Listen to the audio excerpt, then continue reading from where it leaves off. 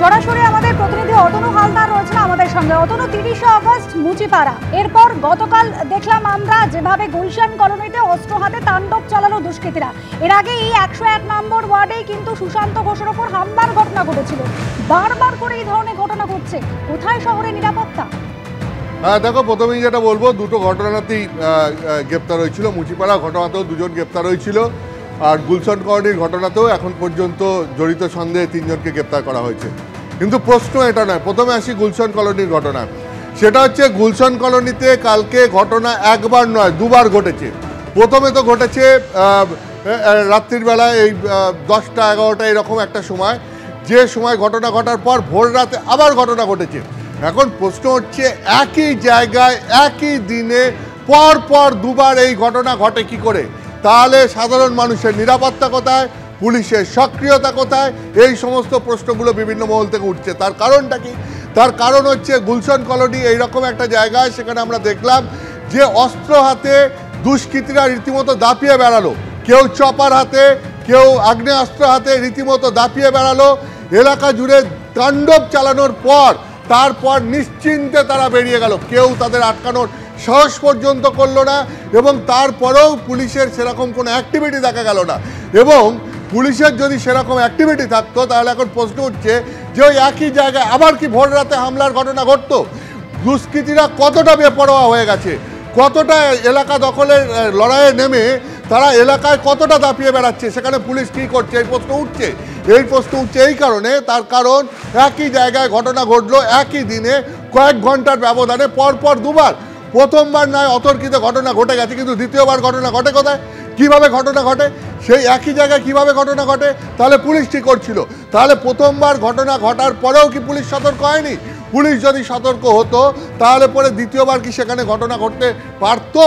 নাকি এই সমস্ত দুষ্কৃতীদের পেছনে রাজনৈতিক মদত আছে বলে পুলিশ সেই সাহস দেখাচ্ছে না ব্যবস্থা নেওয়ার? সেটা কিন্তু তো পুলিশের পক্ষে ঠিক নয়। তার কারণ, রাজনৈতিক মদতই থাকা যাই থাক, পুলিশের প্রথম এবং প্রাথমিক কাজ হচ্ছে সাধারণ মানুষকে নিরাপত্তা দেওয়া। তাহলে এক্ষেত্রে প্রশ্ন উঠছে যে সাধারণ মানুষের নিরাপত্তা কোথায়?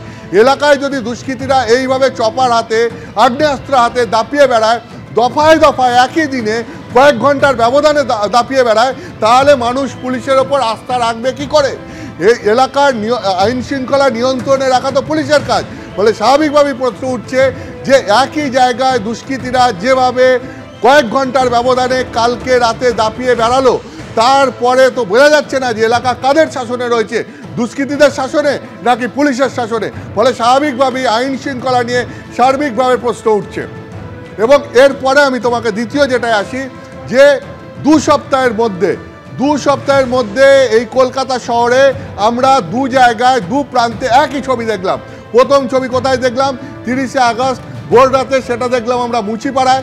আর তারপর আবার গতকাল আমরা দেখলাম আনন্দপুরে, গুলশান কলোনিতে। মানে তুমি যদি দুটো ছবি দেখো, মুচিপাড়ার ছবি আর আনন্দপুরের গুলশান কলোনির ছবি, এই দুটো ছবির মধ্যে কোথাও তফাৎ নেই। প্রথম প্রশ্ন হচ্ছে যে দুষ্কৃতীরা এত সাহস পাচ্ছে কি করে? শহরের বুকে এইভাবে আগ্নেয়াস্ত্র হাতে নিয়ে দাপিয়ে বেড়ানোর সাহস কোথায় পাচ্ছে? তাহলে পুলিশ কি করছে? দ্বিতীয় কথা, এত আগ্নেয়াস্ত্র আসছে কোথা থেকে?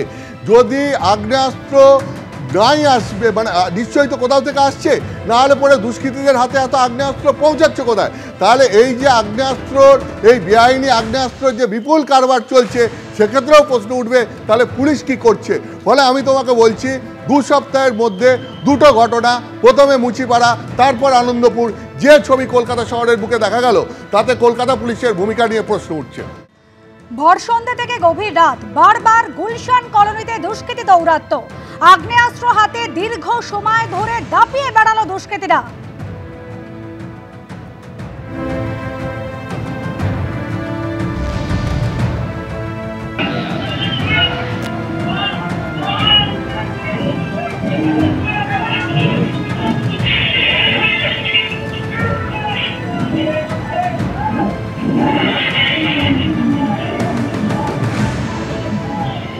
কোনো পর্যন্ত কিন্তু পুলিশ কাউকেই হাতে পায়নি, এমনটাই কিন্তু আমরা পুলিশ সূত্রে জানতে পারছি। এবং আমরা যে জায়গায় দাঁড়িয়ে রয়েছি গুলশান কলোনি অটো স্ট্যান্ড মোড়, সেই জায়গাতেই কিন্তু গতকালকে সন্ধ্যে 6:45 থেকে 7টার মধ্যে সেখানে কিন্তু দেখা যায় অস্ত্র হাতে একদল দুষ্কৃতী তারা কিন্তু দাপাদাপি করছে একেবারে সিনেমার কায়দায়। এখানে কিন্তু এই যে বিরিয়ানির দোকান, যে ছবি আমার ক্যামেরা পার্সন দিব্যেন্দু সিংহ দেখাচ্ছে, সেখানেই কিন্তু প্রথম হামলা চালানো হয় এবং এখানে কিন্তু বিরিয়ানির দোকানে ঢুকে সেখানে যে সমস্ত হাড়ি করা ছিল সেগুলোতে লাথি মেরে ফেলে দেওয়া হয় এবং পরবর্তী সময় বিরিয়ানির দোকানে যে সমস্ত কর্মী আছে তাদেরকে মারধর করা হয় এবং একেবারে বন্দুক উঁচিয়ে কিন্তু এখানে কার্যত দাপাদাপি করা হয়, এলাকায় একটা ত্রাসের সৃষ্টি করা হয়। এবং এই পরিস্থিতিতে কিন্তু আতঙ্কিত হয়ে পড়েন মানুষজন এবং তারা দ্রুত যে যার দোকান বন্ধ করে এবং যে যার কর্মস্থল থেকে তারা কিন্তু বাড়ির দিকে চলে যান।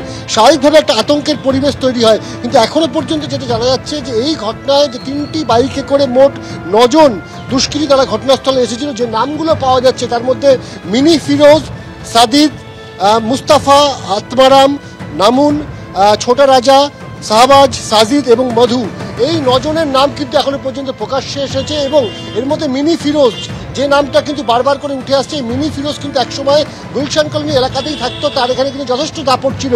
ফলত যেটা মনে করা হচ্ছে গতকালকে সন্ধ্যেবেলার এই ঘটনা, মিনি ফিরোজ তার পুরনো যে জমি সেই জমি ফিরে পেতে চাইছে, সেই এলাকায় ত্রাস সৃষ্টি করে এলাকায় উপরে একটা প্রভাব বিস্তার করতে চাইছে এবং সে কারণেই কিন্তু কালকে এই ধরনের একটি ঘটনা ঘটেছে। শুধুমাত্র এখানে নয়, এছাড়াও কিন্তু সামনে আরও একটি জায়গায় সেখানেও কিন্তু দেখা গেছে যে মিনি ফিরোজের সঙ্গে বাকি 8 জন তারা কিন্তু প্রকাশ্যে বন্দুক উঁচিয়ে তারা ছোটাছুটি করছে, কোথাও ব্ল্যাঙ্ক ফায়ার করছে, কোথাও কিন্তু অস্ত্র উঁচিয়ে তারা দৌড়দৌড়ি করছে। যদিও প্রশ্ন হচ্ছে যে ভর সন্ধ্যেবেলায় এই চত্বরে 3টি মোটর বাইকে করে 9 জন দুষ্কৃতী আসলো, তারা হাতে অস্ত্র উঁচিয়ে এখানে দাপাদাপি করলো, মানুষের মধ্যে ভয় তৈরি করবার চেষ্টা করলো, অথচ এখনো পর্যন্ত পুলিশের কাছে এই 9 জন দুষ্কৃতীর মধ্যে কেউ ধরা পড়লো না।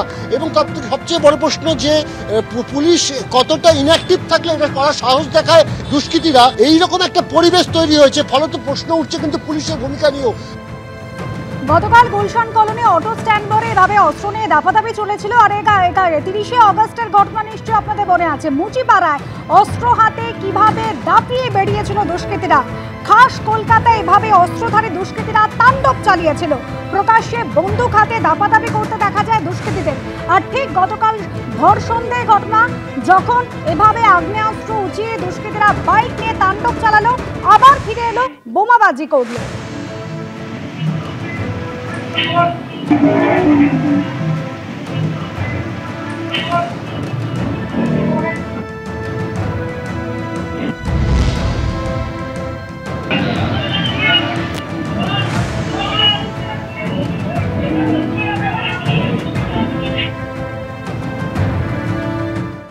উত্তরপাড়ায় রিহ্যাব সেন্টারের নৃশংস খুন। রিহ্যাব সেন্টারে ভর্তি 2 আবাসিকের বিরুদ্ধে খুনের অভিযোগ।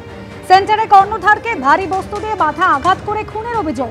খুনের পর দুজনেই রিহ্যাব সেন্টার থেকে উধাও হয়ে যায়। ঘটনা তদন্তে নেমেছে উত্তরপাড়া থানা।